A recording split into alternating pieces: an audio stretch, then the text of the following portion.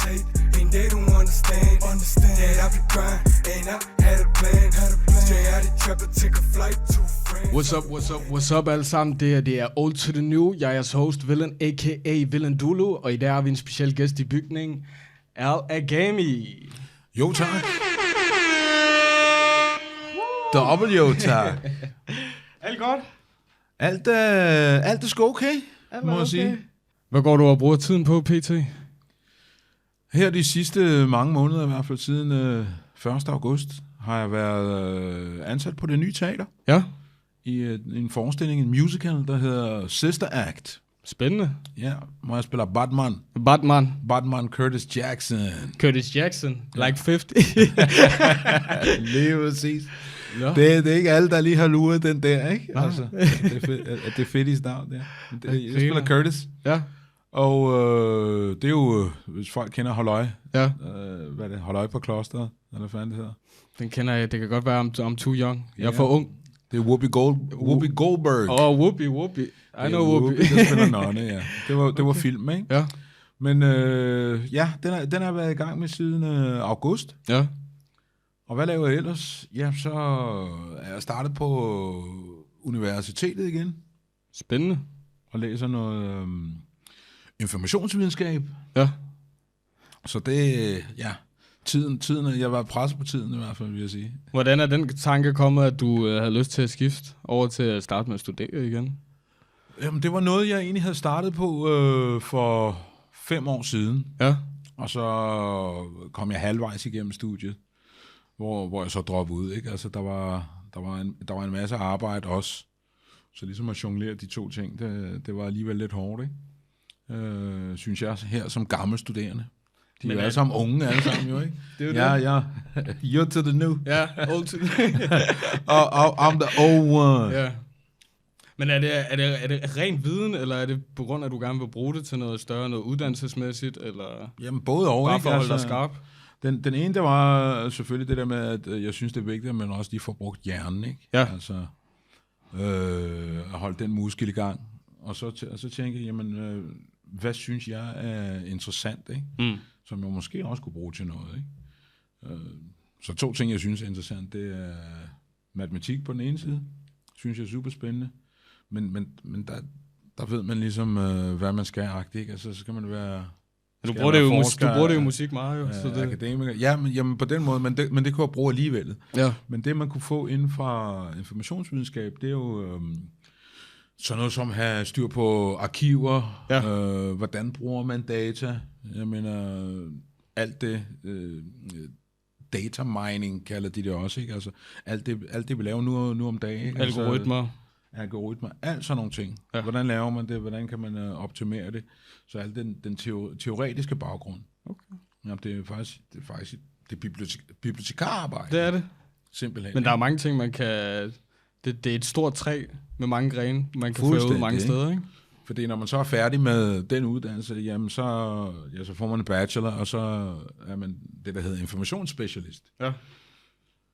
Jamen, så kan man arbejde som arkivar, eller man kan være med til at lave, hvad kan man sige, forretningsmodeller, hvordan man bruger den data, der kommer ind i et firma. Ja. Hvordan kan man optimere det? Hvis man tænker på musik, så er det jo også alt det her med, når vi nu tænker på AI. Og den store ting nu, PT.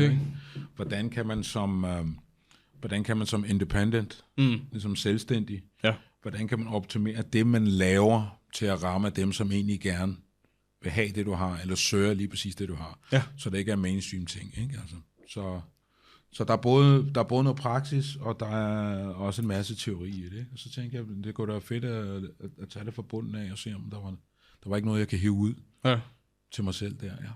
Okay. Nå, men lad os tage den helt fra starten af. Ja. Hvor er du født henne? Jeg er født i Kampala i Uganda, i Østafrika. Hvilke årstal snakker vi? Vi snakker 1972. 1972. Ja. Hvordan var din opvækst dernede? Dernede? Den var kort dernede. Den var kort. Hvor lang tid var du cirka dernede? Vi flyttede, da jeg var 3 år. Vi flyttede i 1975. Flygtede, kan man sige, ikke? Og hvad førte til, at I blev nødt til at flygte?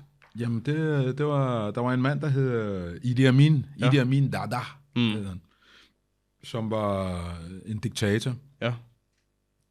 Og han havde rigtig mange liv på samvittigheden og så videre, ikke? Og vores familie, eller primært først og fremmest min far, var i fare. Så han valgte så at flytte familien dengang, ikke? Så vi blev flygtninge i 1975. Ja. Og først så kom vi til nabolandet. Okay. Zaire hed det dengang. Nu hedder det Congo, ikke? Okay. DRC. So for the people who doesn't know, it's Congo today. Ja, det hedder Congo nu. Okay, dengang hed det Zaire med Z. Ja. Og derfra, et lille års tid, og så kom vi til Danmark. Ja. Ja. Er der noget, kan du huske meget fra den periode, du var dernede? Nej. Jeg kan mest huske fra Danmark af. Ja. Kan jeg huske, ikke? Okay. Og så var vi 2 år i Danmark. Ja. Og så fik min far, han fik et arbejde i FN, i UNDP, i Afghanistan, i Kabul af alle steder. Okay. Så fra 1977 til 1979 var vi så i Afghanistan. Så I var først i Danmark, og så tog I til Afghanistan? Så til Afghanistan. Okay. Og så var det jo så, at russerne, de invaderede, som de har for vane at gøre. Nu er de i Ukraine, dengang var det Afghanistan. Og så var det jo alle udlændinge, og alle diplomater, og alle dem ingeniører, og alle dem, som arbejdede derovre, de flyttede jo så. Så kom vi tilbage til Danmark så, i 1979. Og så har jeg så set været her lige siden, ikke? Men i Afghanistan, og da du kom til Danmark, startede du i skole med det samme i Danmark, eller er det først, da I flyttede til Afghanistan? Jeg startede i skole i Afghanistan. I Afghanistan? Ja. Og hvordan var skolemiljøet? Og det var hverdagen dernede, nu når du var blevet rykket lidt rundt? Jamen, skolen hed AISK. American International School of Kabul. Okay. Og det var en skole, som de havde startet i 1960'erne. Sikkert CIA-skolen, I don't know. Men der havde været faktisk amerikanere i Afghanistan, jeg mener, fra 1960'erne. Ja. Og UNDP, som min far arbejdede med dengang, det er jo deres development program, så det er udvikling. Ja. Så det at sørge for, at der bliver bygget alle mulige ting, alt fra veje til området udvikler sig fuldstændig, ikke? Ja. Og det var sådan set, det var positivt, det at der egentlig blev lavet en masse, ikke? Men det var også ligesom et turbulent område, ikke? Fordi der var mange, som kæmpede om magten i regeringen. Der var dem, som holdt med russerne, der var dem, som ikke holdt med russerne. Ja. Igen, det der amerikanske halløj. Men selve skolen, ikke? Altså, det var så alle os børn af alle de mennesker, der egentlig af en eller anden årsag var i fucking Afghanistan, altså. Og der gik jeg i børnehaveklasse. Ja, hvor gammel har du cirka været der? Første klasse og anden klasse, da vi flyttede, ikke? Ja, okay. Jeg fyldte 5 i første klasse. 5, okay. Kan jeg huske, ikke? Så har det været tidligt i gang også. Jeg har været meget tidligt. Det er også derfor, jeg lige tog da jeg startede med musikken, tog en lang pause, før jeg skulle ind og læse igen. Nej, men det var jo ligesom internationalt miljø. Men var det normalt i forhold til i Danmark at gå i skole derovre? Hvordan var omgangskredet? Det er ligesom at være i USA, vil jeg sige. I never been in the US. Fordi det er det amerikanske skolesystem, det er amerikanske lærere, det er amerikanske holidays, altså. Er det mere strukturelt, hvis man kan sige det på den måde, i forhold til den danske skole? Det var danske folkeskole, ikke? Altså, det var en privat skole, ikke? Ja. Og så kan man sige, jamen udadtil, man har en det er en skole af, hvad en skole er, men så havde vi også de skolebusser, ikke? Altså man havde de gule skolebusser. Det er old school ones. Altså, ja, de gode gamle, som de stadig har i USA faktisk, ikke? Ja. I Afghanistan var der så også det der var et sikkerheden var helt i top. Det var mere det, jeg tænkte. Så der var ligesom... vi blev hentet i skolebusserne. Der var escort på skolebusserne. Med, du ved, folk i en pickup truck, ikke? Med nogle AK-47, ikke? Altså, så var der sikkerhedsruter, hvis der nu var noget ambush på vejen, hvis der var noget krig på vejen hjem, altså, stort set, ikke? Men det var alle eleverne på skolen, som var højt sat, eller havde nogle forældre, der havde et stort arbejde, ikke? Lige præcis, ikke? Ja. Så det var enten ambassadefolk, eller diplomater. FN-diplomater, eller de der ingeniører og så videre, ikke?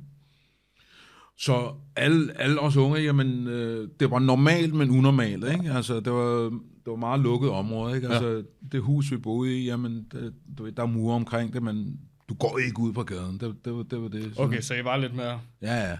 Og så alle steder, så bliver man kørt hen, og så er der jo selvfølgelig sikkerhed frem for alt.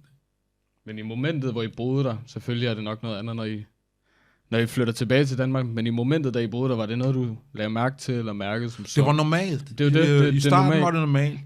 Og men det var nogle mærkelige ting, som var normale. Ja. Jeg var lige kommet ligesom fra, havde startet i børnehave i Danmark, før vi tog til Afghanistan, og Danmark, altså der er helt stille og roligt, altså der sker der sker ikke en fis, vel? Så da vi så kommer derover, jamen så er der jo, der var jo udgangsforbud, når der var ballade. Der hvor vi boede, der var der ligesom en bakke. Ja. Der kunne man se fra haven, der kunne man ligesom se op på bakken, jamen der var kanonerne. Ja, okay. Så var der bjerge i baggrunden, ikke? Og så hørte man hørte skyderi om natten og så videre, ikke? Og så oplevede at se MiG-fly flyve over centrum af Kabul og bombe, da de havde statskup og regeringsskiftet derovre, ikke? Før russerne kom. Så de ting var ligesom normale, men fuldstændig unormale på den der måde, ikke? Ja. Men vi var alle sammen i det, kan man så sige, ikke? Det. Alle dem, der var der. Og så havde det eneste, jeg egentlig havde sammenlignet det med, ikke? Det var det totalt modsatte, så det helt stille og roligt i Danmark, ikke? Mm. Og jeg mærkede det først, da vi kom tilbage til Danmark igen. Det der med, at man... det er ikke det samme herovre. Ja, og jeg sidrede, ikke? Altså, man er stadig... Det er den dag, PTSD. Ikke? At jeg er på vagt, ikke? Altså, man får en god snært af PTSD der. Ved at se sådan nogle ting, som egentlig man ikke kan gøre noget ved, men bare er en del af dagligdagen på en måde, ikke? Var det en hverdag for jer, at I kunne høre altså bomber og skyderi meget tæt på? Det var ikke hverdag, men da det skete, der var det voldsomt, jo. Ja. Som sagt, der er rutiner, og hvad ved jeg, ikke? Altså nogle gange, hvis der var virkelig gang i den, jamen så sov vi ikke ovenpå første sal, hvor vores værelse var, jamen, så var vi alle sammen nede i stuen på madrasse. Ja. Og man er klar til at tage afsted. Hvis der sker noget. Ja, og der skete også det, at okay, nu er russerne på vej, så er det too high, ikke? Altså bare pak det, man har, ikke? Og så var vi bare, så var man bare gone. Og hvor lang tid er I så der i Afghanistan? Næsten 3 år. 3 år? Ja. Okay. Og 77, 78, og så kom vi tilbage til Danmark, jeg tror det var november-december i 79, ja. Og hvad skete der siden I tog tilbage til Danmark? Ja. Jamen det var det der med russerne. Det var det med russerne? Ja, okay. Russerne, de var på grænsen og var begyndt at rykke ind. Ja. Så alle som kunne, de blev hævet ud, ikke? Okay. Og så ved man så, hvad der skete bagefter, ikke? Russerne rykker ind, og så er der Mujahedin, og så spol frem, Al-Qaida, og derudaf Osama bin Laden, ikke? Så det var helt mærkeligt egentlig at have et forhold til sådan et sted, ikke? At man egentlig har været der, at man kender duftene, ikke? Altså, at de er nogle toffe folk derovre, vil jeg sige, ikke? Ja. Men så flytter I til Danmark? Ja. Og I begynder i skole igen, går jeg ud fra? Ja, vi starter på en skole, men det var så på en anden international skole, som hed Rygård. Ja. Rygård skole. Hvor ligger det? Det ligger i Hellerup. I Hellerup? Det er en katolsk skole. Mm. Og da vi kom der, jamen, der var der stadigvæk nonner, der boede på skolen, ikke? Den troede jeg ikke, vi stadig... Det havde det dengang. Jamen, det var en stor del af det. Ikke? Altså, de boede oppe i loftet, ikke? Helt øverst, og rendte rundt i deres lilla habiter, skulle jeg til at sige. Ikke? Og de underviste os selvfølgelig, ikke? Altså, fordi det var en katolsk skole, så det var selvfølgelig religion, og så var der nogen, som også sørgede for musik og sådan nogle ting, ikke? Det var sådan en engelsk skole. Okay. Og der kunne man mærke lidt forskellen fra det amerikanske til det engelske, som mere britisk engelsk. Det britiske system simpelthen. Ikke? Ja. Hvor man ikke er på fornavn med lærerne. Ja. Det er man sgu ikke. Og høj faglig niveau og så videre. Ikke? Ja. Men det var sådan en blandet skole. Halvdelen var international, og den anden halvdel var dansk. Jeg gik så på den internationale afdeling. Hvad med søskende? Hvor mange har du af dem? Jeg har 4 søskende. Du har 4 søskende? Ja, 2 brødre og 2 søstre. Alle sammen yngre end jeg er. Okay. Og har I altid været på samme skole, eller hvordan har det... Ja, det har vi sgu. Altid. På Rygård, og så, hvad kan man sige, videre uddannelse, ikke? Det har så været forskellige steder, ikke? Altså mine 2 brødre, de har også været med ind over at lave musik. Kuku, min bror, han laver stadigvæk musik. Jamen det er det. Fra folkeskolen, hvornår kommer du til det der punkt, hvor du begynder at få den der interesse for musik eller rap i sig selv? Jamen, der har først hørt... hvad fanden var det, jeg hørte først, mand? Men det har været, du ved, Sugar Hill Gang og The Message. Har du været der? Den udkom i 78, tror jeg. 77, 78 kom det der Sugar Hill Gang, halløj der. Men der var en af mine forældres venner, han havde en masse... en eller anden årsag, der havde vi nogle af hans vinyler. Ja. Og så, der var nemlig den lange version af Sugar Hill Gang, ikke? På 12 sommer single. Nå, okay. Den hørte jeg, og dengang var det kassetter, man lavede, kassettebånd. Med blyanten. Fuldstændig, med blyant. Med blyant og det hele. Blyant. Der er mange, der ikke forstår det.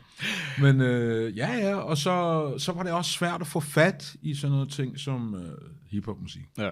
Du kunne ikke bare gå online, altså. Nej. Og du skulle have fat i nogen, som enten havde været i udlandet. Ja. Udlandet, det var kun USA selvfølgelig. Hvis der er nogen, der var i USA, bare shop. Så er der nogen, der shoppede. Alt det var det overfra, ja.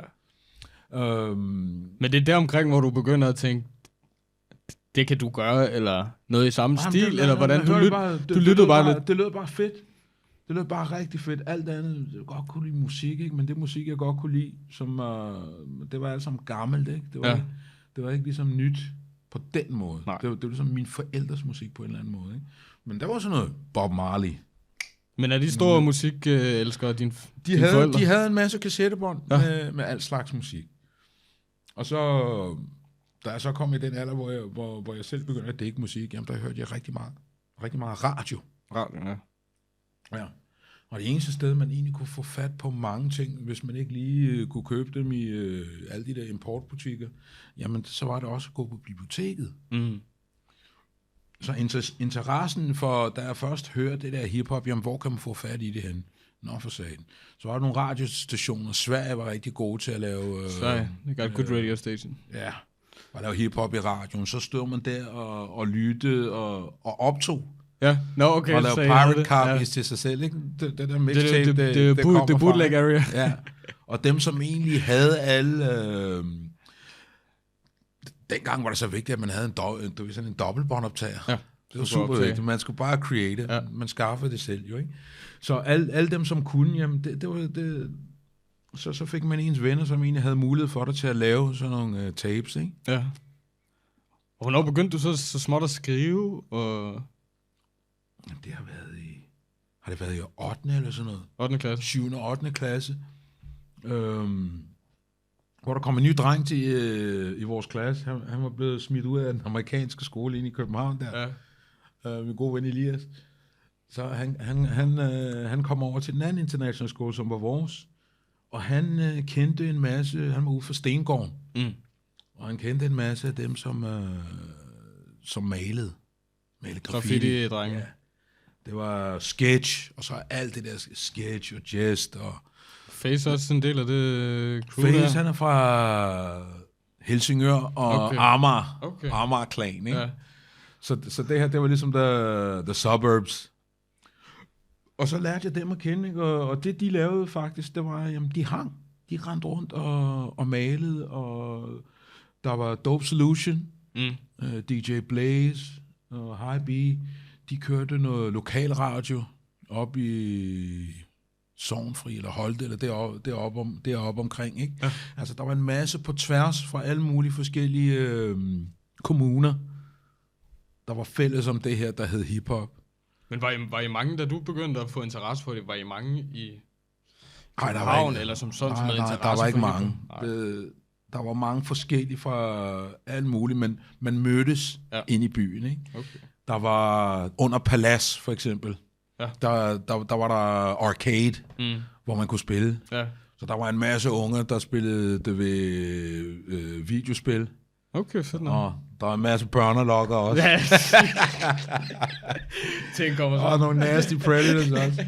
Men jamen, der var der, og så var der selvfølgelig var det City 1-2. Ja. Det var også et andet sted, men alle de steder, hvor man sådan set kunne game. Ja. Og så var der Thomas P. Heile, som var en ungdomsklub lige ved Nørreport Station. Okay. Så var der selve Nørreport Station. Så var der Lyngby Station. Jeg mener, de her uofficielle ungdomsklubber. Men det var de steder, hvor man altid på bænken, writers bench. Ja. Hvis du bare hang der, så kom der altid nogen, som enten malede, eller breakede, eller et eller andet. Ja. Og jeg startede jo først, jeg ville egentlig helst have været maler og lave graf. Det var det er ligesom det, jeg synes var mest gangster. Okay, spændende. Jeg har altid troet, det var musik, der kom... Nej, det var graf. Musikken, det var en del af det. Det var graf, jeg synes var det mest spændende, ikke? Ja. Det er dem, jeg synes var de seje, fordi det var dem, de var ude om natten, jeg mener, rende i tunneler på togbånd. Det er fucking dangerous, bro. Det er fucking dangerous. Men det var ligesom, der var ligesom noget adrenalin, ikke? Ja. Altså, man er en rebel. Ja. Men jeg var ikke så god som alle de andre, jeg regnede med. Det var så de bedste af de bedste overhovedet, ikke? Som var derude. Så kunne man være fan. Så jamen, de gange, man egentlig har været ude at male, ikke? Jamen, der har sgu da mest været vagt. Ja. Der Dope Soul var ude at male, ikke? Altså. Fordi de var egentlig kunstnere, ikke? Altså, du kan se dem nu, ikke? Altså. Nå, okay. Nå, men så det var primært de steder, I hang i København, hvor folk de breakede og dansede og... Ja, det skal også lige sige noget graf. Ja, fordi jeg boede nemlig ikke i København. Jeg boede oppe i Kokkedal. Ja. I Dalsvinge. Og det er altså 25 kilometer ind til København. Så det der med, at den ro, jeg egentlig havde i dagligdagen, den har jeg faktisk for at sidde i tog. Den dag i dag, synes det super lækkert og rart og samle sine tanker. Og vi er 5 børn, ikke, i familien, ikke? Altså, der var altid gang i den. Kan du ikke fortælle mig lidt mere om dine søskende og jeres opvækst? Fordi jeg ved, det første, jeg kan sige, det er, jeg er den ældste, så der er 4 irriterende møgunger. Ja. Det var sådan, jeg havde det faktisk i lang tid. Ja. Så er der alle deres venner, som kommer på besøg, som også er deroppe, ikke? Altså, det er African home. Der er bare liv og gang i den. Ja. Og der havde jeg måske lidt brug for plads, skal jeg huske, ikke? Så dengang, der cyklede jeg rigtig meget. Altså bare møje lange ture. Bare med at komme ud af huset. Kokkedal, cykel til Helsingør, cykel tilbage. Bare komme ud af huset så ofte som muligt. Bare komme ud, ikke? Ja. Og så var man også bare mere ude dengang, i 80'erne, vil jeg sige. It's different now. Ja. Det er iPad-tider. Det er iPad-tider. Man er altså inde i varme. iPad-tablet. Men det handler bare om at gå ud og egentlig gå på opdagelse. Ja. Og lave sund ballade, hvis man kunne finde ud af det, ikke? Og den blanding af, at man havde rejst meget på toget, og, jamen, så var der ligesom nogen, der malede på toget. Ja. Så var der ligesom breakdance. De var også vilde, ikke? Altså, alle prøver at lave noget af det, fordi det var simpelthen en kultur. Men hurtigt så var det som nogen, som man finder lige det, man er god til. Og min ven Elias der, han kendte jo det Dope Solution-drengene, ikke? Altså Niski og Rasmus og Christian. Og de var fra Sorgenfri, det område. Ikke så langt fra det er igennem Elias, du møder Dope Solution? at jeg møder dem. Jamen, jeg har nogle venner, der laver en radiostation, mand. Og så havde han hørt mig lige lukke lidt lort ud, ikke? Ja. Altså, jamen, måske kunne jeg lave nogle jingler. Det var ligesom snakken. Og jeg havde hørt om Dope Solutions. Hallo, mand. De var ægte rapper. De var sådan set en gruppe, ikke? De havde... Hvordan? Ja, lad os dykke lidt dybere i det. Når du siger ægte rapper, hvad mener du med det? Jamen, de rappede jo. Jeg fjollede bare rundt. Okay, på den måde, du fjollede bare rundt. Jeg havde aldrig tænkt på, jeg skal ikke stå på en scene eller noget, eller hvad fanden det var. Okay. Jeg var super fan, ikke? Men da det så ramte mig, hello, det her kunne jeg også. Jeg behøver sådan set ikke at synge. Jeg har en masse, jeg gerne vil sige. Og de kan lave musikken, så lad mig da prøve det. Det var ligesom den vej rundt omkring, ikke? Ja. At jeg kom ind i det.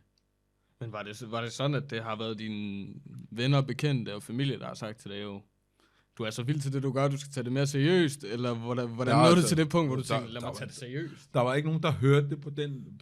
Eller jeg kan det her shit. Ja, på det tidspunkt. For der var ikke så mange, der hørte det jo. Nej. Men da jeg så hookede op med Dope Solution, som så kom ud og spille og så videre, der opdager jeg, at jeg er faktisk rimelig god til det her. Ja. At jeg kan finde ud af det. Jeg kan freestyle. Jeg kan bare stå og blive ved. Dengang, ikke? Jeg mener, jeg kunne blive ved i timevis. Det kan jeg var syg i hovedet. You still can. Du kan stadig. Ja, men jeg kan stadig. Men dengang, det blev en... Det var mere intenst. Det var en besættelse. Mm. Så det var virkelig det der med, at apropos, hvorfor læser jeg informationsvidenskab? Jamen, det var, for at lave hiphop, så skal du sample. Mm. For at sample, så skal du have tjek på beats og rare grooves. Hvor finder man dem fra? Dem finder man fra vinyl og andre sange, og der skal man grave. Man er sådan en graver. Man leder efter guld. Ja. For at få en lille snas, som man så klipper op og så videre. Ikke? Og dengang, der gjorde man det i hånden. Du skulle ud i gamle brugte pladebutikker. Du kunne ikke gøre det i København, fordi der var de støvsuget. Musikerne har det meget nemmere i dag. Ja, for sagen. Meget nemmere. Alt det der med, at der var så meget information også på en vinylplade. Mm. Du vender den om og læser der cover notes, finder ud af, hvem der har produceret. Hvis han har lavet en fed dope beat, ikke? Så kunne det godt være, at der var produceret nogle andre. Hvem er pladeselskabet, der laver det? Hvem er musikeren, der spiller? Så det der gravearbejde, så kan man finde nogle obskure ting, ikke? Men det er en sjov ting, fordi jeg føler, at det er en generel ting i dag. Ofte der med folk, de går ikke... I dag der er det ofte Spotify og YouTube, vi alle sammen har musikken på, men folk går jo ikke ned i credits. Og, det er en fed video, det er en fed produktion. Hvem har egentlig lavet? Det er først her nu, at det begynder at komme på, fordi folk finder ud af, en ting det er der, hvor alle rettighederne er. Det der med credits, det er super vigtigt. At der er også den der idé om alt er derude, og alt er gratis. Nej, der er ikke noget, der er gratis. Der er ikke noget, der er gratis. Der er arbejde også. You just don't pay for it. Ja, der er ikke noget, der er gratis. Men der er alt det der information, det er jo vigtigt, og det kan skabe jo, når man så danner alle de her tråde, så finder man jo mere musik. Jeg kom jo til at høre alt muligt saxmusik. Ja. Alt, fordi man leder. Ja. Du ved, nålen over pladen. Ja, præcis. Og man prøver på at finde bare, du ved, 1 takt, 2 takt, et eller andet, ikke? Altså. Og så går der også en sport i det. At folk havde hemmelige plader. Man vil ikke sige, hvad for nogle plader man havde. Ja. Og man ude at spille, så var der ligesom tape over, så folk ikke kunne se det. Fordi i og med, at det er derude, og alle kan finde det, så kan alle komme til at bruge... Ja, hvis det lyder fedt for dig, så er der andre, der... Så er der også, sikkert også andre, der synes, det er fedt. Det er jo det. Så det handler meget om... Det handler meget om, hvem der kommer først med det, eller finder noget obskur. Det er det jo lidt. Ja. Det er jo næsten lige meget, hvem der har... Det har vi fundet ud af igennem mange 100 år. Det er lige meget, hvem der har opfundet det. Ja. Det er who gets first with it. Exactly. Nikolas Tesla. der er the first with it, selvfølgelig. men så er der også, hvem er det, der også kan arbejde med det? Ja. Det er jo det der. Du kan også være fuldstændig dårlig, sjolagtig, og have det fedeste beat. Og så er der en, der også tager det der beat, og så smider noget på det. Så finder man ud af, hvad for en er det fedeste? 100%. Det er den jamaicanske model. Ja. Der er et beat, og så er det bare alle rapper over det der beat. Ja. Den, der er bedst til det, okay, That's the bomb-ass track. Så alle de her ting, det var ligesom en del af den kultur, der var ved at blive opvokset. Ikke? Så det der med at være pladesamler eller et eller andet, ikke? Altså gå op i det er meget vigtigt. At ligesom at kende proveny. Hvor kommer tingene fra? Det var super vigtigt for mig. Det historiske aspekt, som der også ligger i hiphoppen. Hvorfor var der ikke før en musikform, for us, by us, som man siger, for FUBU, for de sorte, de mørke, de nedtrådte. Hvorfor kom det først på den måde, som det gjorde i hiphoppen, ikke? Som så selvfølgelig også rører hele verden på kultur, på fashion, musik, everything is hip-hop. Yep. Og der kan man også sige, hvis alt er hip-hop, så er der ikke noget, der er det. Men i starten der, apropos det der old to the new, det der, den gamle skole, det var der, hvor der var flest nørder. Der var flest nørder. Der var ikke nogen, der var dårlige til det, de lavede efter 5 år der, ikke altså? Og man prøvede altid at konkurrere og blive bedre og bedre og bedre. Det er lidt anderledes i dag, synes jeg, hvor det ikke nødvendigvis er vigtigt, at man er god. Man konkurrerer ikke på samme måde, men der er ligesom kommet nogle andre, hvad kan man sige, i kraft af alt det her social media, alle kan ligesom poste op, at den er ikke så face to face. Det konkurrence, der egentlig folk kan gemme sig lidt også. Ja, og man kan gemme sig, og der er en distance. Der er jo mange, der de vil ikke, det er jo ikke samme performance, folk har i en real life, end hvad de har på et kamera. Det kan du tage om mange gange, og fake og gøre mange ting ved. Det er meget avatar nu. Ja. Alle har en avatar, man kan lave en avatar, eller hvad det nu er. Også bare i forhold til, jeg kan huske, da jeg begyndte at rap med de kammerater, jeg havde og så videre, det var den der netop, at du mødes som kammerater.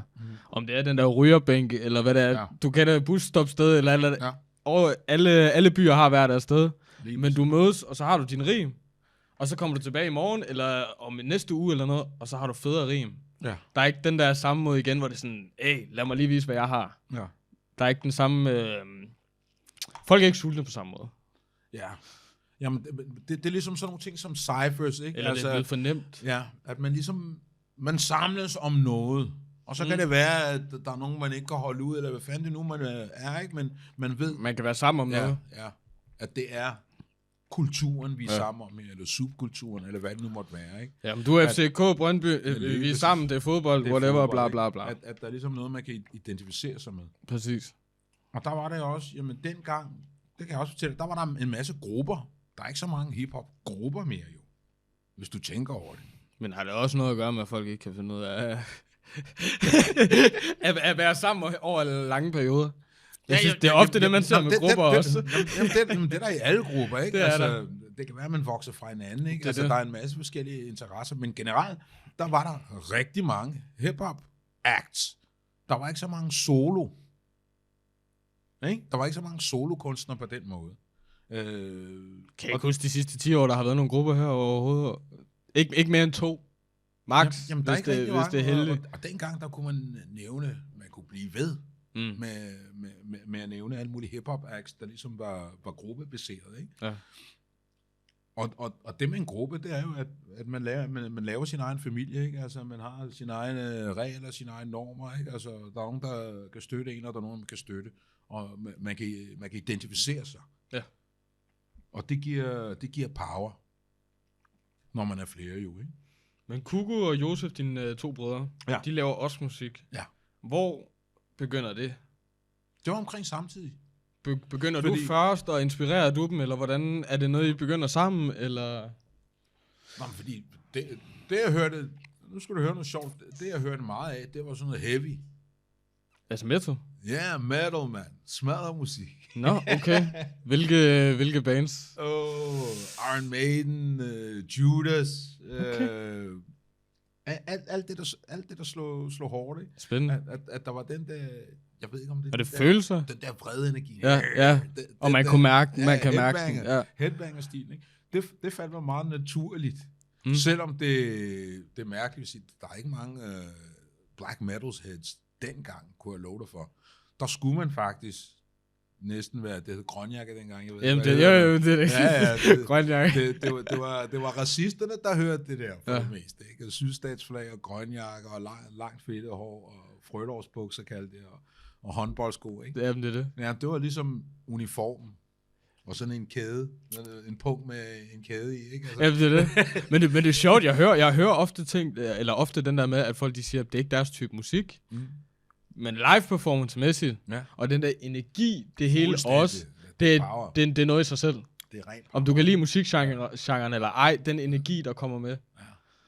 Og så blev jeg jo selvfølgelig forelsket i Public Enemy lige med det samme, da jeg hørte det. For det havde jo det der. Ja. Det havde jo det der, det var larm, mand. Organized noise. Bare smadret og hårdt pumpende, ikke? Og der blev, han snakkede ikke om love og this and this. Det var real shit, ikke? Altså, I got a letter from the government the other day. I opened and read it. It said they were suckers. They wanted me for the army, whatever. Picture me giving a damn. I said never. My Uzi weighs a ton. Jeg mener, alt det der, da det så rammer mig, jamen, hey, det er jo politik. Det er street shit. Det er som om, at de kan mærke lige det, jeg kunne mærke, og ikke havde ord for. Tænker jeg, wow, det der, det forstår jeg. Og der er det, så gik der et lys op i mit hoved. Jamen, hvad så, hvis jeg skrev om, hvordan jeg havde det, ikke? Altså, vi boede også i Beton Central, ikke? The Ghetto, 2980 Kokkedal i deres vinge. Vi havde nogle andre problemer, men hallo, der var mange ligninger. Fuck the police. 2 times. Jamen, alle de her ting, det var ting, man kunne ikke genkende til. Jamen, selvfølgelig, det er en global ghetto. Åndeligt, ikke? Altså, tænkte jeg. Så det var ligesom det. Det var der, hvor jeg starter med at skrive. Men samtidig, mens jeg ligesom starter med at skrive, jamen selvfølgelig mine brødre. Jamen, vi bor i det samme hus, vi hørte sammen. De startede med at skrive samtidig, som jeg gjorde. Fuldstændig. Stort set. Ja, og de er yngre end mig. Det er det, der er vildt jo, ikke? Og så fordi jeg var næste, jeg kunne sådan set komme ud og spille og sådan nogle ting der, ikke? Men i 1988, tror det var, der holder vi en rap battle i Barbu i København. Hvor ligger Barbu? Det ligger det et sted i dag, eller? Ja, det ligger i Huset. Huset? Huset i Magstræde, tror jeg, det hedder. Omkring Studiestræde og alt det der... Ja. Lysrøde taxa. We do it like that, Joseph, but can you take it to the end, my brother, to the end, my brother, to the end.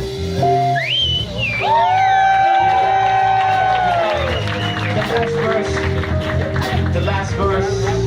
So I'ma bust it like this, yo. See, I'ma bust it like this, yo. See, people wonder why, yo, you can spit the ill rap. So tell them why you don't have a record contract. Cause the record contract so I told motherfuckers, hey, yo, you can fuck that. See, I spit for real, for the streets and for my peeps. I spit.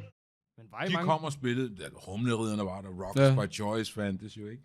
MC Ejner var der, men vi var ligesom undergrund, fordi vi rappede på engelsk i Dope Solution. Det er også det, jeg tænker, fordi meget af det ældre rap, jeg har hørt i Danmark, det er jo lidt... Det er dansk. Ja, og det er lidt hej med dig. Du ved godt, hvad vi dig. Ja, lige præcis.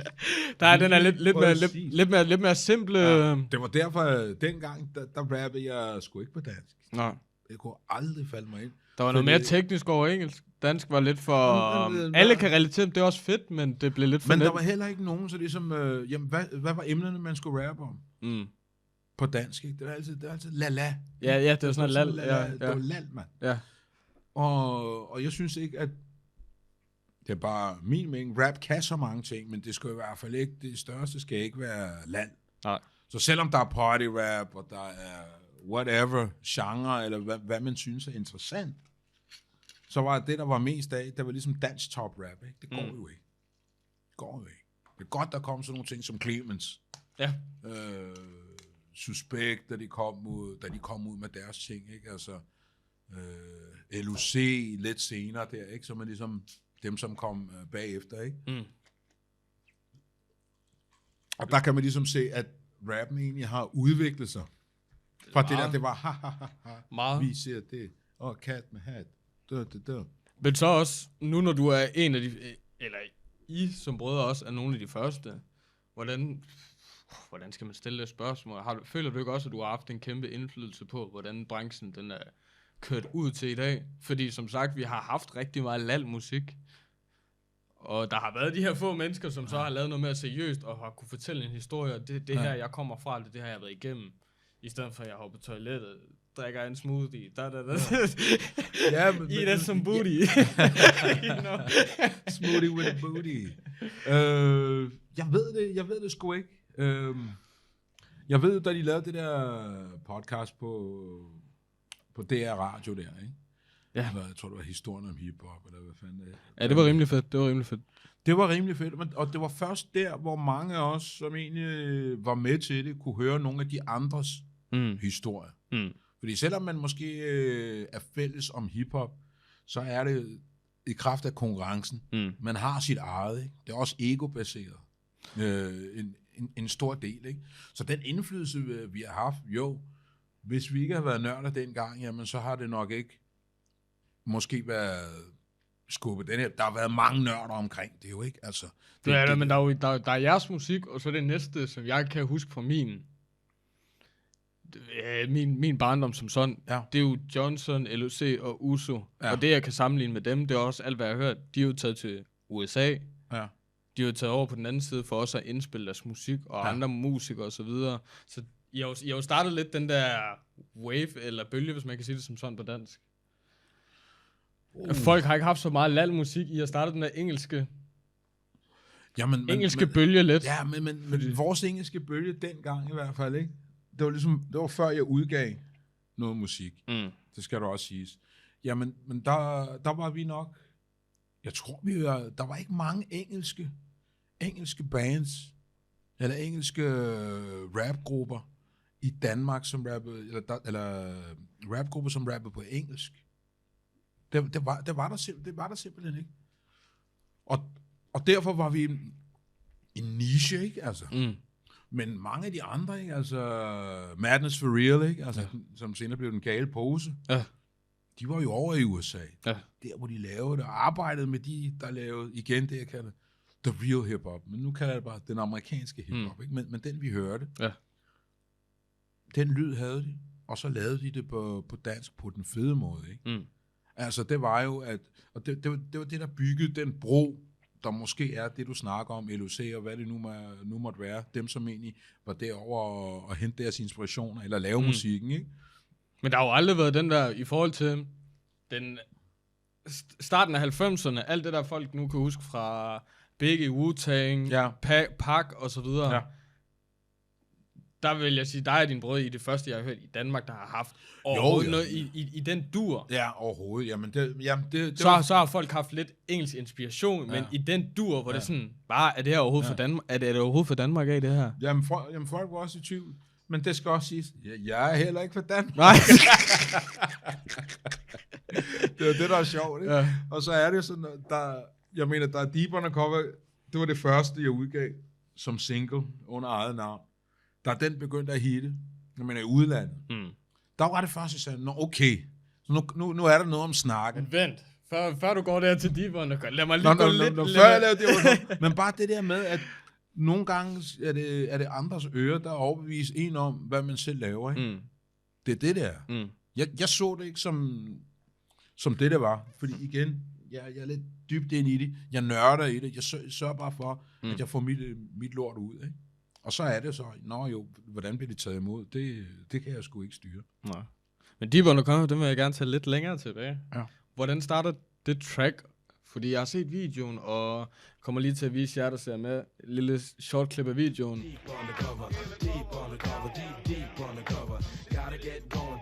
Men du har jo hele din familie med. Ja. Og det virker som om, at det er det, jeg føler. Du fortæller hele din livshistorie, og det er virkelig dig over det her track. Hvad gik der igennem dit hoved, da du lavede det her track? Jamen det var det største i hvert fald dengang, og der er det stadigvæk nu. Jeg laver stadigvæk det nummer, og det er ikke et nummer, jeg bliver træt af overhovedet, fordi det handler om lige præcis det, du siger. Det handler om familie, og det der tilhørsforhold, og mange af de ting, som jeg er gået glip af, fordi man er blevet rykket rundt i nogle forskellige lande, eller man tilfældigvis er statsløs. De der mangler, eller de der huller, der egentlig er, eller ridser i lakken, som man får, som der er ikke nogen, der ser. Ja. Ligner bare en, der enten fungerer, eller whatever folk ser mig som. Der er noget andet under overfladen. Det er ligesom det handler om. Og der var det så, at jeg lige kiggede på, jamen, hvis jeg lige siger, okay, mine brødre, de er gode nok. Mine søstre, de er gode nok. Min far og mor, de er rimelig badasses i forhold til alt det der. Hvis de havde 5 børn som flygtning kom til det andet, jeg kan stadig ikke forestille mig det. Jeg har 2 unger lige nu, ikke? Altså, den ene er stor, den anden er lille, men jeg kan stadig ikke forestille mig, hvor hårdt det vil være, og der må være et eller andet power, der må være noget god hip-hop, der ligesom binder de der 2 mennesker sammen, ikke? Og det vil jeg så vise i videoen, og hvad er den bedste måde at vise det i en video, når, okay, det bliver et familieportræt jo. Så var det familieportræt, så er min far og mor med i min allerførste video. Men det er også sådan, det jeg synes, der er så vildt ved det, som jeg også ser det, det er, at det er et portræt, jeg ser bare, the family picture. Så det, og så er det også et statement. Og den dag, nu er min mor her ikke mere, ikke? Men når jeg ser den video, jeg ser min mor. One love, altså, i den grad. Jeg ser mig selv som ung, men prøver på at præsentere en idé, og jeg har ikke en idé om jeg vil overleve, om jeg vil lave noget tredje, eller hvad det nu kan være, men hvis der er én ting, jeg vil huskes for, den kan blive lavet på den måde, som jeg gerne vil have det, og de mennesker, som egentlig betyder meget for dig, alle de ting, som betyder meget, meget for dig, er i den video. Min familie. Der er noget graf, Sketcher og Crest, de lavede det vildeste 3 meter høje piece på Christiania, med mit navn. Det der, og der er stadig pilen er der, spydet er der stadig. Spydet er der endnu. En eller anden dag må vi gå om at lave den igen. Men det var jo en ære. Christiania, mand. At få sit navn på muren der, ikke? Altså, ja. Der er ligesom kommet langt fra, der jeg er født fra, det min familie har været igennem, det jeg selv synes som teenager, det jeg kæmpede med. I did something, ikke? Den var sgu vigtig, og jeg synes, den video, den viser det hele. Og som sagt, ikke? Altså, den holder endnu. Fordi dress sharp, just dress sharp, have family around. Fordi det er noget, man altid kan se på som andet end bare en musik. Det er større i sig selv, det der. Hvem var bag både filmmæssigt og hvad er det nu, producer? Hvem var bag produktionen på det her? Det var der er en, der hed Morris Hawksworth, en amerikaner, som arbejdede på Mega Records på det tidspunkt. Ja. Han manede bagtæpperne. Ja. Og så var det et engelsk... Og det er handpainted? Ja. Damn, that's crazy. Det er håndmalet. Så jamen, vi gik op i det, og så var det skudt på film. Det var skudt på film. Meget af det. Og så, det var et engelsk hold. Jeg kan ikke helt huske crewet, der hed det. Men det var et par englænder, som faktisk forstod det. Og var super respektfulde. Over for mine forældre, og også bare det der, at de sagde ja. De synes ikke, det er der vildeste dag, at jeg havde startet med at rap til at starte med. I know. så på den måde var det også, Arlan, som jeg bliver kaldt, ikke? Altså, jeg mener det sgu. Jeg mener det fandme, og hvis man mener noget så stærkt, jamen så er det kun en super gave at få den støtte, som man egentlig synes, det fortjener. 100%. Fra moms and pops, ikke? Ja. Okay. Men de synes ikke, dengang, det var ikke alle, der synes, det var den dopeste video. Nej, men hvorfor er det ikke det? Hvorfor er det ikke hiphop? Hallo, det bliver ikke mere hiphop. For mig, der kan det ikke blive mere hiphop. Det er ikke mere hiphop, du fortæller din livshistorie. Ja, lige præcis. Og den lever stadig til den dag i dag. Folk, de stadig refererer til dig omkring det track. Ja. Men omkring det track, en historie, jeg hørte, det var noget om, hvordan var det, da det kom ud? Fordi der var noget med Madonna og så videre. Kan du fortælle mig lidt mere om det? Da det blev vist første gang. Ja. Hvis der er nogen, der kan huske noget, der hedder MTV. MTV. Det er der sikkert. Back then when it was good. Back then when they had music on. Nu er det alt muligt andet, jo. Nu er det alt muligt andet. Reality-pis. Men der havde de jo... den europæiske MTV, ikke? Live. Ja. Så de havde sådan nogle premiere. Og en premiere, som de havde, det var da Madonna. And she was the shit. Det var Erotica. Jeg tror det hed. Erotica? Erotica. Der var et eller andet lace. Noget sex. Sex og noget. Alle så med. Hele verden. Vente på at se, hvad har Madonna nu gang i? Hvor meget tøj smider hun den her gang? Fuldstændig.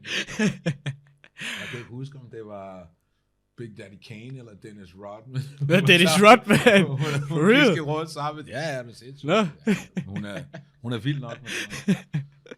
Shout out to Madonna. Shout out to Madonna. The pop queen. Jeg tror, vi var i Norge på promotur. Sammen med No Name Requested. Og så... Så ser vi den der. Så har vi fået at vide, at de nok spiller den på et eller andet tidspunkt efter min video første gang efter det der.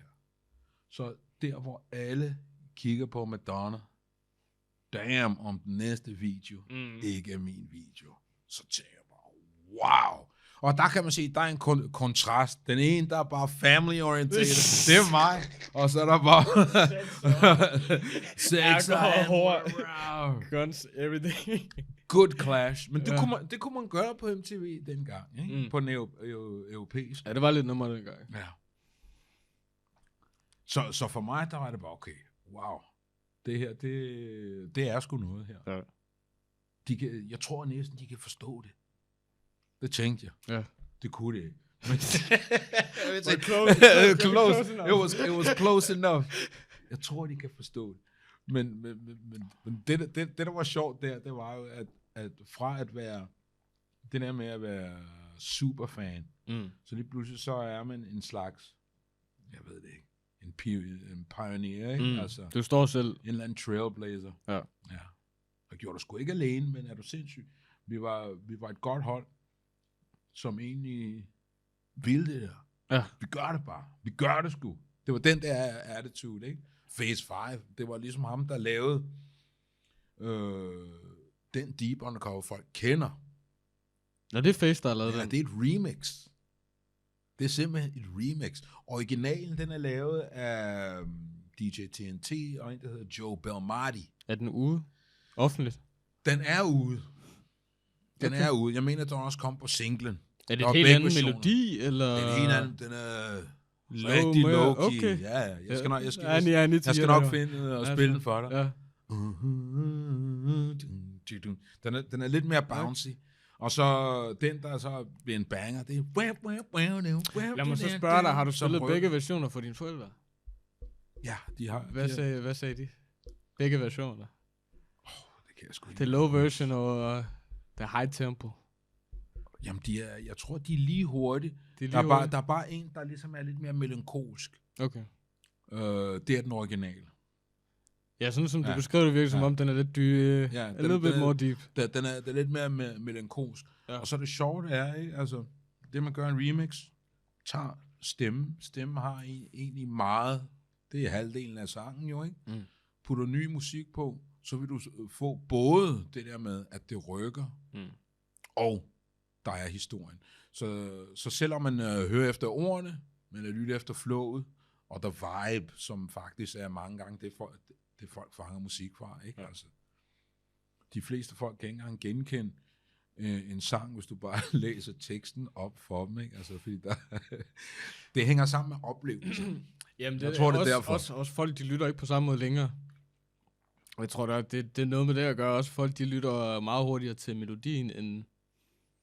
Det er også det, vi har set med... Du har kendt mig i mange år. Alt det trap, der også er kommet ud, som jeg er så glad for. Der er meget af det, hvor de har meget mening i det, men der er også en stor del af det, hvor de ikke har nogen mening i det. Hvor du hurtigt ser, at beatet i sig selv kan bære en sang. Ja. Med at du bare står og... Men hvad folk siger i sangen, det er irrelevant. Ja, men du hygger dig omkring det. Det er stemningen. Ja, præcis, det er stemning. Og der er det jo så med al slags musik, som man så vælger at høre på. Er det sådan noget elevatormusik? Er det noget, du skal høre hvad er det, Pia Kjærsgaard siger? Ja. Jamen, det er meget fedt at støvsuge til. Jeg ved ikke, om det var Rande, eller hvad det var, hun snakker. Eller, jamen, det var et eller andet hiphop i hvert fald. Ja. Det er fedt at støvsuge til. Jamen, hvad er det, man bruger det til? Og så er det så, men som kunstner, jamen, så har man måske et budskab i sit musik. Mm. Eller man har et budskab ved at lave musik. Ja. Det er ligesom det. Og der, hvor det ligesom er bare noget, hvor man kan blive, jeg ved det ikke, famous, hvis man skal være insta-famous. Ja, hvis du bare vil lave den hurtigt, ikke? Eller YouTube-boss, eller hvad det nu måtte være, ikke? Så er der faktisk nemmere måde at gøre det på. Ja. Og det er ligesom, det der ligesom har været lidt hårdt, hvad kan man sige, for på en måde synes jeg, det er godt, at der er, at det er craziness, at alle kan bare smide noget op, og hvis der er nok mennesker, der kan lide det, jamen så kan man bruge sig selv. Man behøver ikke nødvendigvis at gå for eksempel til et pladeselskab. Men kan du også... Jeg er 100% enig med dig. Der er den frihed, der er... Ja, men der er der flipside også. Ja, der er så meget godt musik, der drukner i lort. Lige præcis. Tilbage til informationsvidenskaben jo, ikke? Præcis. Hvordan er det jo så? Fordi det er jo en ting, pladeselskaberne har problemer med. Der alt gik fra, nu er det ikke ligesom fysisk kopier, nu er det streaming, og hvad ved jeg. Så er det meget vigtigt at vide, hvem er det, der lytter til hvad, så man kan ramme det med mere ting, som ligner det der, som de tror, de kan lide, og så er algoritmen, og så videre. Mm. Men der er det så, der er nogle regler, privacy, at som firma kan du ikke bare høste og hive ind. Men hvis du har fans, så må du faktisk meget gerne. Ja. Så det er den der med, at hvis musikerne ligesom kunne forstå, at de egentlig er, bet on yourself-agtigt.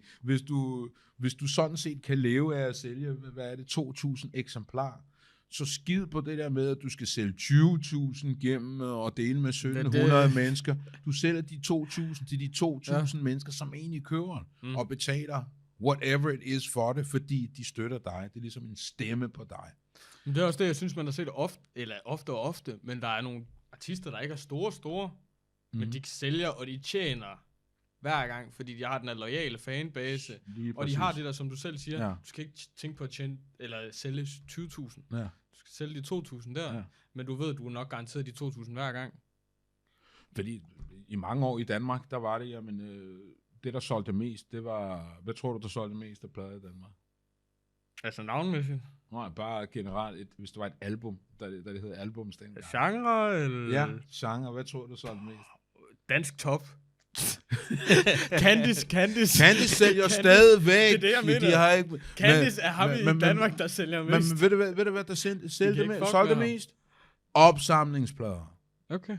Det var ligesom det pladeselskab, de tjente mest på. Ja. Absolut 25, eller hvad det nu var. Det var sådan set alle de hits, der egentlig var, på et sted. Ja. Ved du, hvad det er? It's a fucking playlist. Ja. og den der playlist, den booster man bedst med, at tv-reklame, x 100.000 kroner, så er det det, folk køber. Fordi så kan man få det hele, ikke? Altså, fordi det er det, folk vil have. Folk vil ikke have hele albummet, hvis man bare, hvad kan man sige, er en casual lytter, ikke? Altså, hvis der bare er stream, der er ting, der bare skal spille i baggrunden. Mm. Så på den måde med, at dengang, der kunne vi udvikle et album, eller udvikle kunstneren faktisk, så der kommer flere albums, så er det lange løb. Nå jo, så skal nok break even. Mm. Men samtidig med, selskabet har jo flere heste at spille på, kan man sige. Det er det. Du har et selskab at spille på. Eller som spiller dig. Ja. One way or the one way or the other. Jamen, der er det jo så, det er ligesom for at vende lidt tilbage med det der med der er friheden. Der er nogle ting, som man kan gøre, og så kan man ligesom stille sin egen krav, hvis man allerede har bevist, at man har et eller andet. Ikke? Mm. Altså, man får heller ikke de store kontrakter. Ja. Man får ikke de store forskud. Nej.